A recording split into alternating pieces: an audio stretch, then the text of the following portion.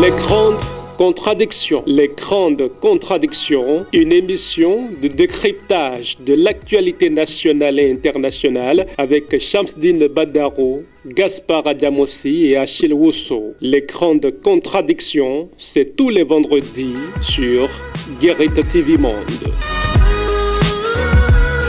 Bonsoir à toutes, bonsoir à tous. Bienvenue dans ce premier numéro de votre émission Les grandes contradictions pour le compte de ce mois de septembre. Gaspard Adjamossi, bonsoir. Bonsoir, Shamsdine Badaro. Achille Wusso, bonsoir. Bonsoir, Shamsdine Badaro. Achille Wusso, on va démarrer par la ruopine de cette semaine, proposée comme d'habitude par Fawziat Sefou. Qu'est-ce qui peut pousser une femme mariée à fuir son foyer? Plusieurs raisons. Et la première que nous pouvons d'abord évoquer, c'est peut-être des questions d'entente entre les partenaires. Et par rapport à cela, je crois que ce qu'il faut peut-être accuser, c'est que de plus en plus, les gens ne se donnent plus le temps de bien préparer le mariage, de se connaître avant donc de s'engager, parce qu'il y a quand même un minimum à connaître de l'autre, à savoir par rapport au comportement de l'autre avant donc de s'engager. Et donc aujourd'hui, les mariages sont scellés comme l'amitié de court instant qu'on tisse avec les vendeuses dans les marchés. Vous voyez, quand vous venez, on vous accueille chérie, et le temps donc d'acheter et de repartir. Et donc, vous n'avez pas le temps donc de connaître celui que vous avez en face. Mais on peut quand même aussi évoquer, comme je le disais tout à l'heure, d'autres raisons, comme la question d'humeur.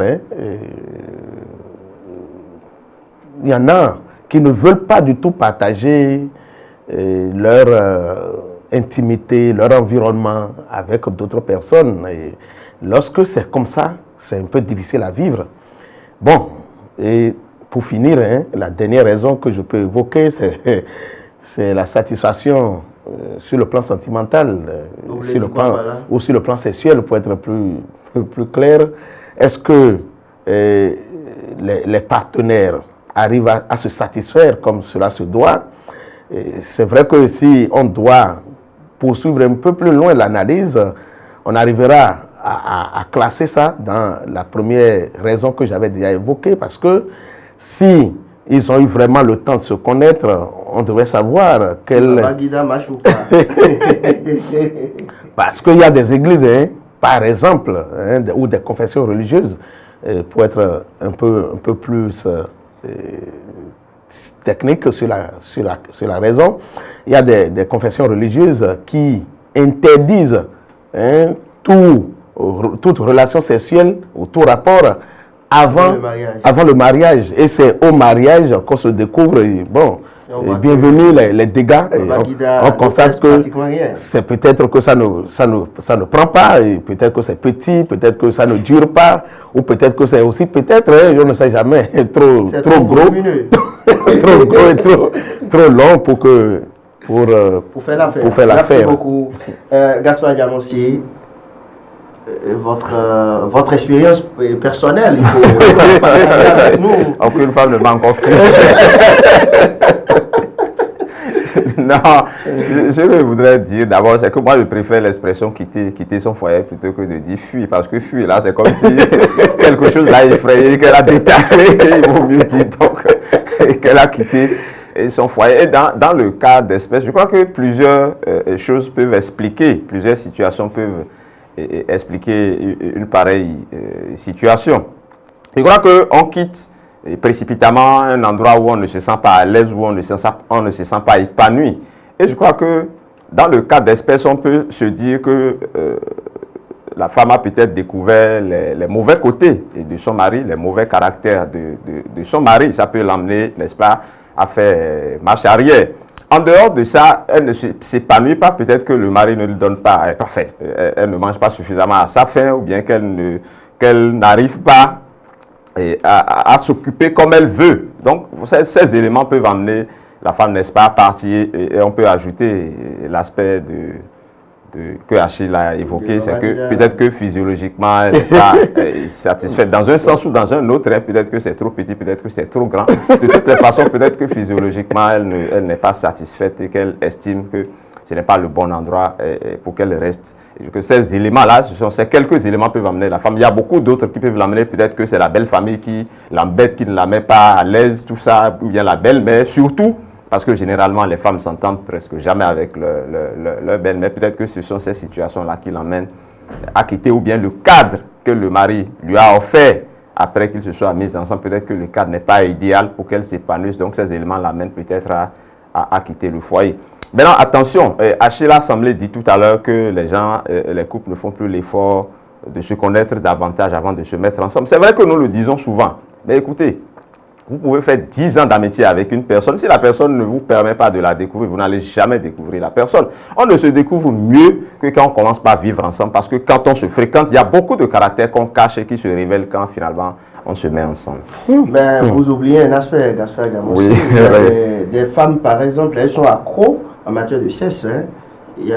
Ou bien elles n'aiment pas le sexe, elles ne sont pas accros. Et par contre, l'homme, chaque soir, il veut toujours aller au sexe. Oui, c'est aussi un élément. C'est aussi un élément. Partie. Bon, je ne sais pas. Si quelqu'un aime, quelqu'un n'aime pas et qu'on peut s'entendre sur le minimum dans le couple, je crois que ça peut aller. Hein. Je ne pense pas que ce soit un élément fondamental pour qu'une femme puisse déserter le foyer et conjugal. Il y a d'autres... Bon, j'allais vous faire... Oui, c'est pas ça. Il y a des hommes qui ne sont pas trop accros et qui estiment que si la femme est trop accro, bon, ils feront le minimum qu'ils peuvent faire et qu'elle pourra se satisfaire.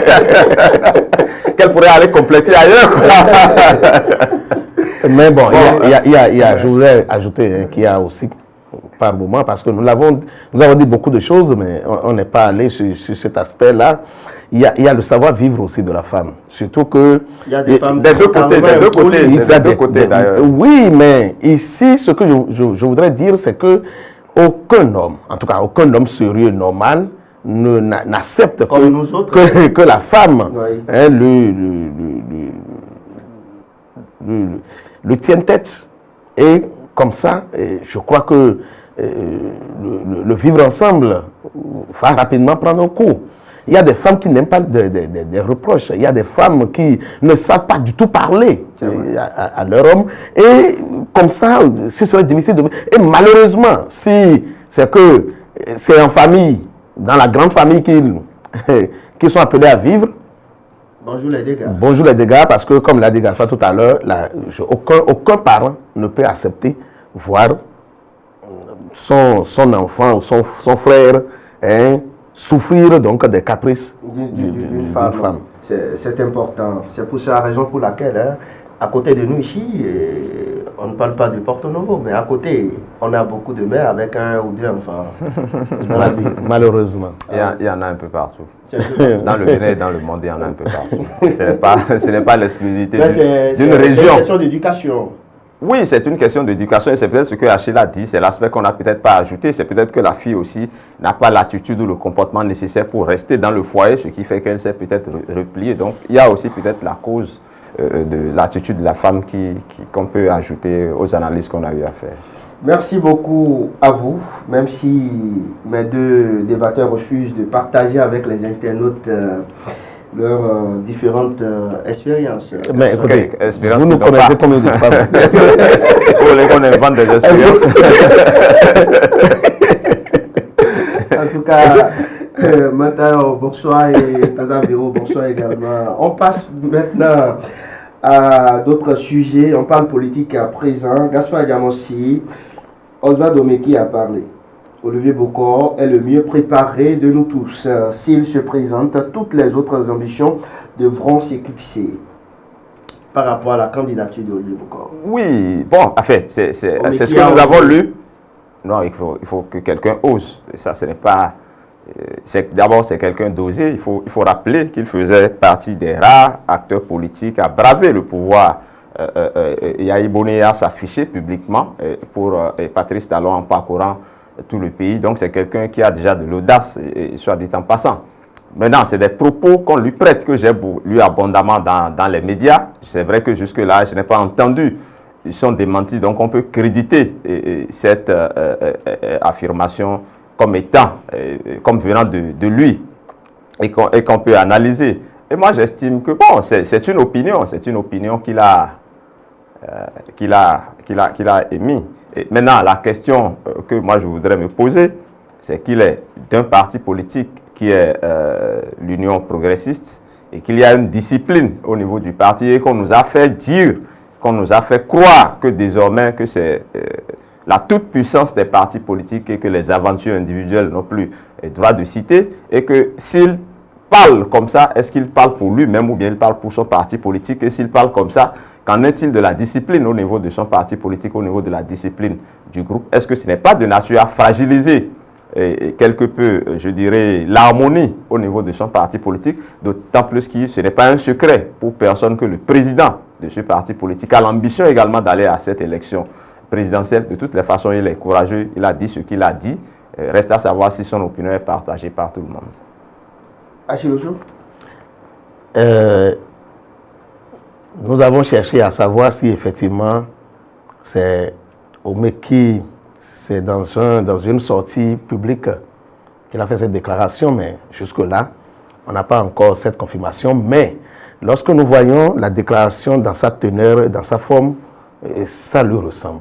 Il peut le dire. Il peut le dire.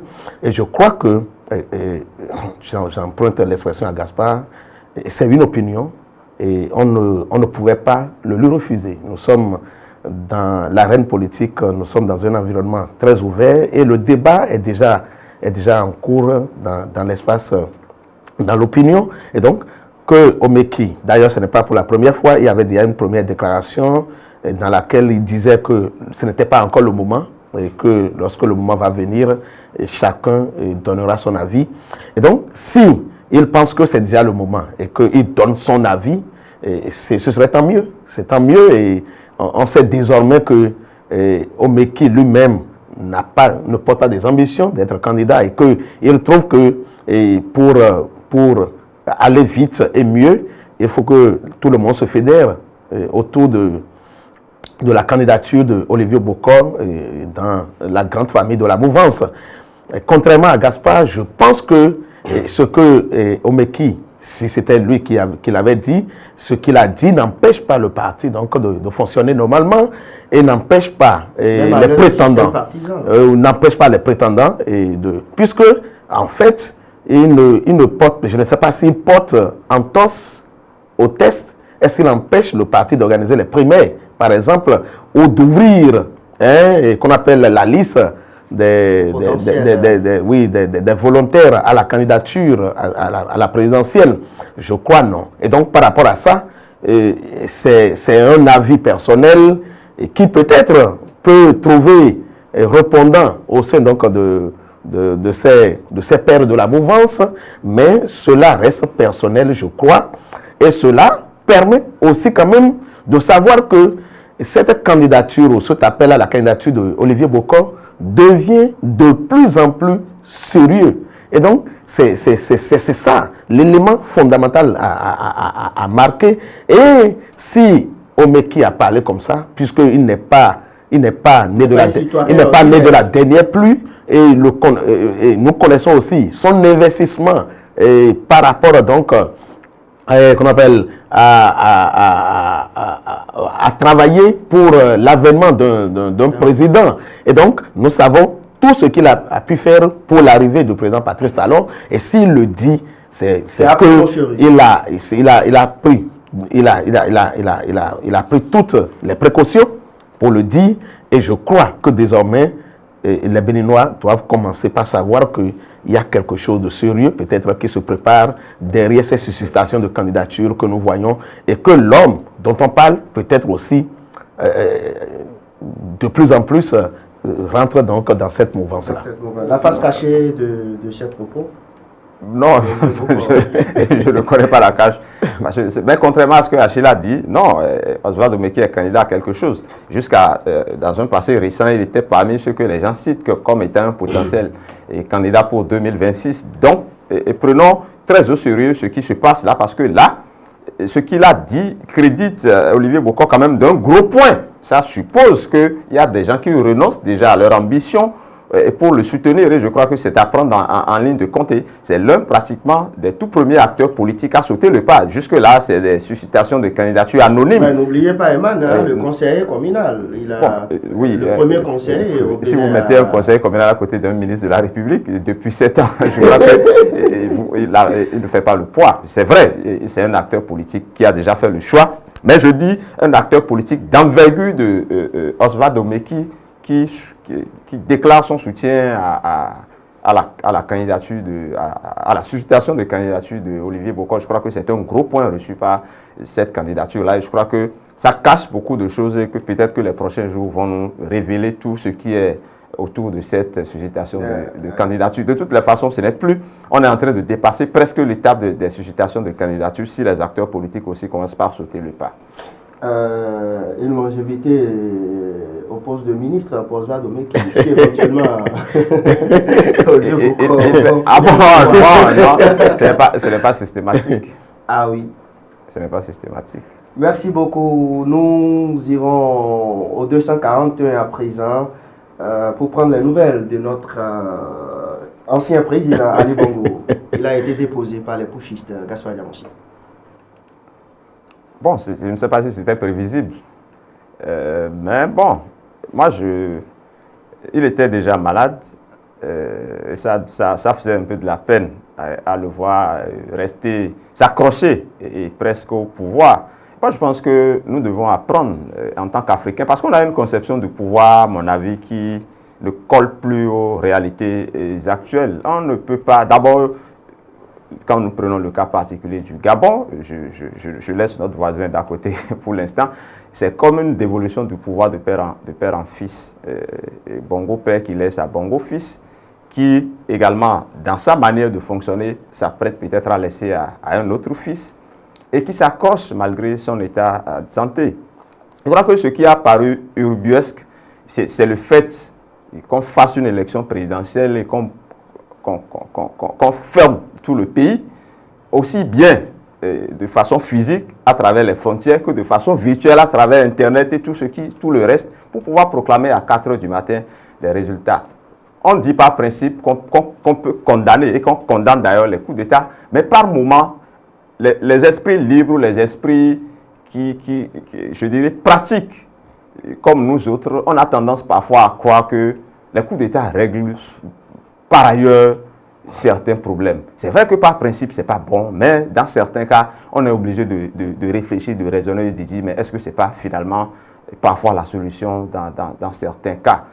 Bon, c'est vrai qu'on aurait pu choisir d'autres extrémités, mais s'il n'y avait pas eu ce coup d'État, peut-être qu'on aurait assisté à une situation comme à la Gbagbo et à la guerre en Côte d'Ivoire ou à une guerre civile. De toutes les façons, le Gabon est rentré dans une certaine turbulence et il est important aujourd'hui que les choses se fassent en douceur pour que chacun puisse s'en sortir quitte. Aujourd'hui, l'ancien président est en résidence surveillée avec sa famille et on dit avec ses médecins. Je ne sais pas si ses médecins sont en résidence surveillée avec lui ou bien s'ils ont la possibilité d'aller le soigner parce que là, il embarque ses médecins dans sa galère. Mais l'essentiel aujourd'hui, c'est qu'il recouvre sa liberté et que le Gabon puisse, dans un bref délai, retrouver le chemin, le droit chemin de la démocratie. Et bon repos à Ali Bongo alors. Hein.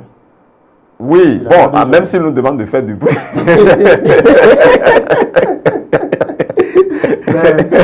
Les gens refusent de faire. Achille Osso, le général Brice Oligui Nguema est désormais l'homme fort du pays. Oui, mais vous connaissez ma position par rapport au coup d'État. Et je suis foncièrement contre tout coup d'État, quel qu'il soit. Et je crois que ce qui est arrivé au Gabon, il faut le dire, et je ne sais pas si c'est par un coup d'État qu'on pouvait régler le problème du Gabon. Parce que le Gabon sortait des élections. Et logiquement, je crois, il y a qu'on appelle un petit papier qui a circulé, qui a montré que l'opposition venait largement en tête. Oh. Et que, les résultats ont été proclamés. Je suppose. 64%. Pardon? Les résultats ont été proclamés, il a gagné 64%. Je suis d'accord que on a déclaré, comment il s'appelle, Ali Bongo gagnant, mais on sait quand même que, qu'on appelle les institutions, prévoient les mécanismes. L'opposant, l'opposant premier a contesté les résultats. Et donc, on devait quand même lui donner la possibilité peut-être d'un recomptage des voix et assurer la transparence et la crédibilité de nos élections. En fait, c'est ça ce qui fait le problème de l'Afrique. Et surtout l'Afrique subsaharienne. Nous ne respectons pas nos institutions. Nos élections ne sont pas transparentes, elles ne sont pas crédibles. Alors, je crois qu'on ne peut pas sortir des dépenses faramineuses liées à une élection présidentielle et le lendemain, c'est qu'on appelle les militaires qui prennent le pouvoir. Et malheureusement, quels militaires encore? On dit que, donc, que celui qui, donc, à qui on a confié le pouvoir est beaucoup plus proche encore du président sortant. Et donc, non, bon, je crois que même si on pense que père Bongo et fils Bongo, c'est fini, mais comment? C'est à croire que c'est le clan qui continue là. Et donc, je crois. Et aussi, ce qui m'a étonné un peu, moi, dans ce coup d'État-là, c'est que les agissements habituels que nous connaissons à la France, les condamnations et donc des coups d'État que nous voyons de la part de la France, ça n'a pas été pareil par rapport au Gabon. Et donc, je me demande si... en sourdine, la France aussi n'est pas en dessous. Et donc, bon, maintenant, il faut penser que parce que les militaires ont pris le pouvoir au Gabon, le Gabon sera en paix. Parce que l'opposition est là, l'opposant qui pense que c'est lui qui a gagné les élections, il est là et il attend donc de voir ce que les militaires feront. Et donc je crois que c'est... Après 3 ans, bien sûr. Après 3 ans. Vous voyez, malheureusement, c'est ça. Et il faut condamner. Il faut le condamner. Beaucoup, il faut condamner, vous venez de le dire. On reste toujours avec vous. L'ancien président Boni Yayi se prononce par rapport à la situation au Niger. J'ai suivi la déclaration du président Boni Yayi et j'ai trouvé que, aussi bien donc, dans le fond du texte que dans la manière donc, de le dire, il y a eu beaucoup de sagesse. Et vraiment, je voudrais vraiment saluer ça parce que voilà un texte qui a fait la part des choses, qui a coupé la poire en deux, il a condamné le coup d'État, il a demandé à la libération, il a appelé à la libération de, comment il s'appelle, de Bazoum et de sa famille et qu'on appelle au respect donc de son intégrité et dans le même sens, il a condamné la CEDEAO pour n'avoir pas pris un certain nombre de précautions, consulter l'ONU, le Conseil de sécurité de l'ONU, consulter le Conseil de sécurité de la paix de l'Union africaine avant donc toute action et donc surtout condamner cette décision qui appelait donc à une intervention militaire. Et donc je crois que Boni Yayi, en tant qu'ancien président de la République et en tant qu'ancien président de l'Union africaine, a voix au chapitre. Et il a parlé. Et je crois quand même que, en plus donc de tous les appels que nous avons entendus, que l'appel de Boni Yayi contribue en quelque chose donc à la préservation de la paix dans notre sous-région et surtout à une solution pacifique donc de ce conflit, de cette crise-là au Niger. Merci beaucoup, Gaspard Diamanche. Boni Yayi a parlé. Oui, disons, André Griff, le sage, a parlé parce qu'il a parlé effectivement en sage par rapport à ce dossier. L'aspect que moi j'apprécie le plus dans son message, c'est qu'il a appelé à la réouverture des frontières parce que aujourd'hui, la fermeture des frontières crée beaucoup de dommages au pays. Au Bénin, on nous dit que le port est complètement engorgé, débordé. Au niveau des frontières, on dit que l'oignon pourri, alors que c'est cher sur le marché ici.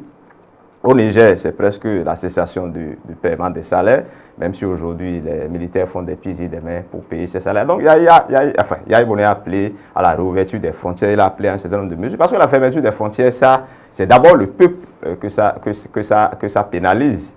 Vous savez, les dirigeants, quand ils sont là où ils sont là, ils ont presque tout. Hein.